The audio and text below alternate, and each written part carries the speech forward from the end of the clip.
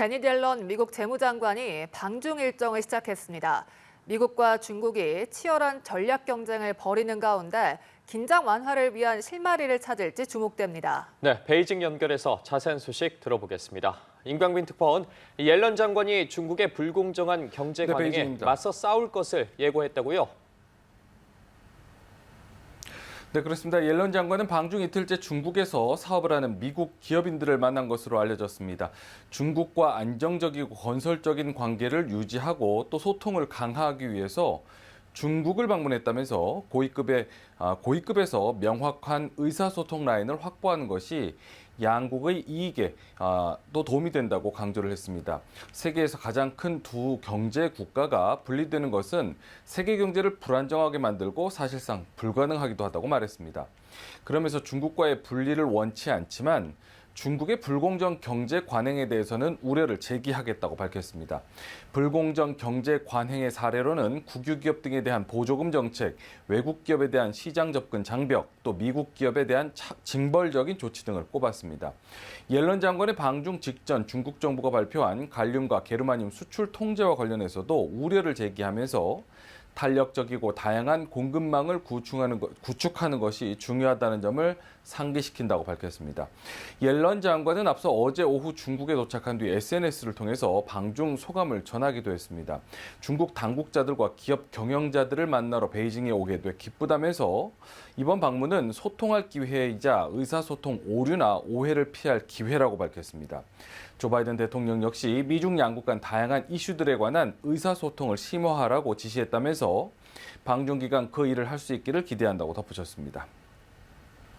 네, 중국 측 인사들의 관심사는 무엇일지도 궁금한데요. 어떻습니까? 네, 중국 정부의 입장을 대변하는 관변 매체의 보도를 보면 중국이 어떤 의제에 집중하고 있는지를 알 수 있을 것 같습니다. 글로벌 타임스는 중국 중앙은행인 인민은행의 주민 전 부행장의 인터뷰를 인용해서 미국의 중국산 수입품 고율 관세 폐지를 1순위 의제로 꼽았습니다. 주 전 부행장은 인터뷰에서 무역이 양국 간 경제 관계의 초석으로 남아있는 상황에서 미국으로 수출되는 중국 상품에 대한 고율 관세 취소는 양측이 논의해야 할 첫 번째 문제라고 강조를 했습니다. 도널드 트럼프 미국 전 대통령은 중국의 불공정한 경제 관행과 무역 수지 불균형 문제를 제기하면서 중국산 수입품에 대한 고율 관세를 부과한 적이 있습니다.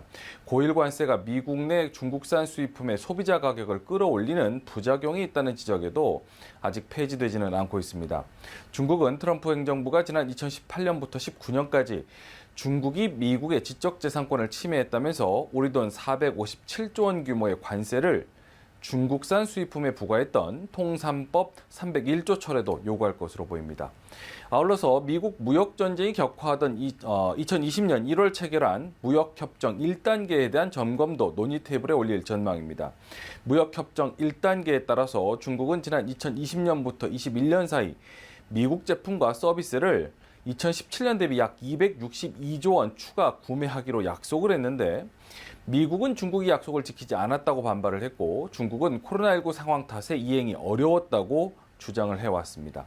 한편 리창 중국 총리는 어제 경제 전문가 좌담회에 참석을 해서 세계 정치와 경제의 복잡한 형세가 중국 발전에 많은 영향을 주고 있다는 점을 살펴야 한다면서 정책적 대응을 강조했습니다. 네, 일본이 핵 오염수 방류를 위한 설비와 점검 작업을 모두 마친 것으로 알려진 가운데 중국도 일본의 오염수 방류 계획에 강하게 반발하고 있다고요? 네, 중국은 일본의 핵 오염수 방류 계획에 지속적으로 반대 목소리를 내왔습니다. 국제원자력기구 IAEA의 최종 보고서를 두고는 일본의 오염수 방류를 보증하는 보고서가 아니기를 바란다고 강조를 했습니다. 이런 가운데 일본이 핵 오염수 방류를 위한 설비 점검 작업을 모두 마친 것으로 전해지면서 중국도 대응에 속도를 내고 있습니다. 우리의 세관에 해당하는 중국 해관청서가 오염수 방류가 시작이 되면 일본산 식품에 대한 수입 제한을 강화할 뜻을 내비쳤는데요. 현재 후쿠시마 등 일본 10개 현의 식품 수입 금지 조치를 유지하고 수입 금지 이외 지역의 수산물을 포함한 식품에 대해서도 검역 증명서를 엄격하게 심사하고 100% 검역을 실시해서 위험이 있는 제품의 수입을 방지하겠다고 강조했습니다. 해관 총선은 특히 IAEA의 최종 보고서가 모든 전문가의 만장일치로 승인되지 않았다면서 해양 배출의 정당성과 정확성, 신뢰에 문제가 있다고 강조를 했습니다. 그러면서 중국은 소비자의 식탁 안전을 보호하기 위해 높은 수준의 경계를 유지하고 적시에 필요한 모든 조치를 취할 것이라고 밝혔습니다. 네, 전 세계가 전례 없는 기상이변으로 몸살을 앓고 있습니다. 중국도 마찬가지라고요. 네, 어제 베이징과 인근 허베이 수저장 등의 기온은 41도에서 최고 43.7도까지 올랐습니다. 역대 최고 기온입니다. 중국 매체들은 앞서 올 들어 베이징의 낮 기온이 40도를 넘어선 게 벌써 5번째라면서 중국이 기상 관측을 시작한 이래 72년 만에 최다 기록이라고 전했습니다. 어제 기록까지 더하면 또 한 번의 새로운 기록을 쓰게 되었습니다. 오늘은 어제보다 기온이 조금 떨어졌다지만 큰 의미는 없어 보입니다. 여전히 37도에서 39도 사이를 오가며 덥기는 마찬가지입니다. 반면 남부지방에는 감당하기에 벅찬 비가 이어지고 있습니다. 중국 기상대는 장쑤성과 안후이성, 후베이성, 충칭시 등 남부지방에 이례적으로 강한 비가 쏟아지고 있고 내몽골 북동부와 헤이룽장, 지린성과 랴오닝 등 동북 지역에서도 폭우가 쏟아지고 있다고 밝혔습니다.